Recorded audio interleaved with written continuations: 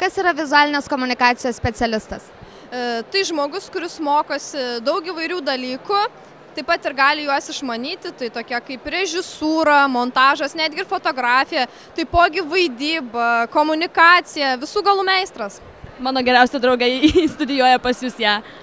Ir nežinau, kas tai yra, tai nelabai aišku, bet kiek girdėjau apie tai, tai labai įdomu studijuoti ją.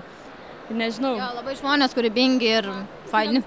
Kaip manot, kas yra vizualinės komunikacijos specialistas? Su komunikacija kažkas susiję. Vizualinės komunikacijos specialistas, jis yra daug ko užsiema. Jisai ir komunikuoja su kitais, ir moka daug visko, ir moka vaidinti, moka režisuoti, moka fotografuoti, jis viską moka. Žinau, kad jie turi būti labai kūrybingi.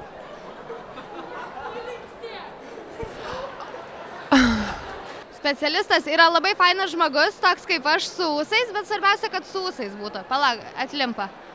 Aš šiaip tai vizualinės komunikacijos specialistai labai faini, nuostabus ir apskritai, nuostabus žmonės. Šiaip vizualinės komunikacijos specialistai yra labai kūrybingi ir nuostabus žmonės. Su pirma, tai yra specialistas, kuris gali puikiai dirbti su viešąją komunikaciją. Tai yra organizuoti, komunikuoti, pažinti, jis tarp kitko pažįsta labai daug kultūrų, yra puikus specialistas.